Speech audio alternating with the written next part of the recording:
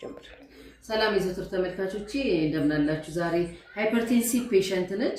ያው ደም ግፊት ማለት እንግዲህ ግፊት መጨመር ማለት አይደለም። የደም ስር መጨናነቅ፣ እንደ ልቡ ደም ማለፍ አለመቻልና ስትረስ አውት አድርጎ ደም ለማለፍ ሲፈልግ መቸገር ነው። ስለዚህ ምንድነው የዘጋባት በሚለው እስኪ ጀምረናታል። ዛሬ አራተኛ ጊዜያችን ነው።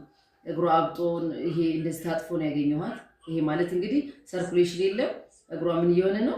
እያጠፈው ነው ማለት ነው። ውስጡ እንዳለ የጠቆረ ህመም፣ በካርበን የታፈነ ብዙ ነገር ነው ያገኘሁባት።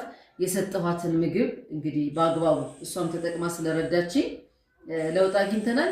መራመድ ጀምራለች። አሁን ከ6 ዓመት በኋላ መተሳሰር በኋላ ትንሽ የተነካበት ድሬን ሳደርግ የተጫንኳት ቦታ ላይ ቁስለት ነገር አለው ነው ያለችኝ። እንግዲህ እየዳኑ ያሉት አሁን በምግብ ነው። ምግብ ይገላል፣ ምግብ ያድናል። እኔ የምሰራው ምግብ ላይ ነው።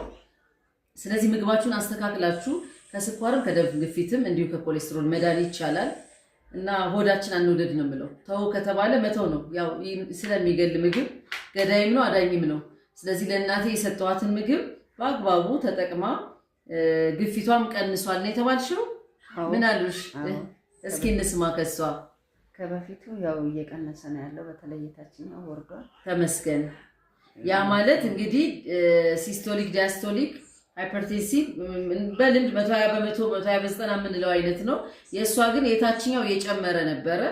አሁን ግን ቀንሷል ብሎኛል ሐኪም አለች። ያ ምንድነው እንግዲህ ያን መድኃኒት እየወሰደች ፕሬሸሯ ያው ነበረ እስከ አንገቷ ድረስ የነርቭ ችግር አምጥቶብሻል ተብላ ነበር።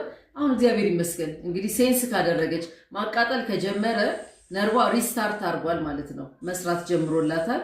ቀሪውን ደግሞ እግዚአብሔር ያውቃል። እናንተ የምሰጣችሁን የምክር አገልግሎት በቀላሉ ሳትመለከቱ አትብሉ የተባላችሁትን ምግብ በማቆም ጤናችሁን መልሱ። ጤና ያለው ከምንበላው ምግብ ላይ ነው። ህመም ያለው ከምንበላው ምግብ ላይ ነው። ተመልካቾች አመሰግናለሁ። ወረፋችሁን ጠብቁ። ሼር፣ ኮፒ በማድረግ እናንተም ያው ትብብራችሁን አትንፈጉ እንዳለው አመሰግናለሁ ተመልካቾች።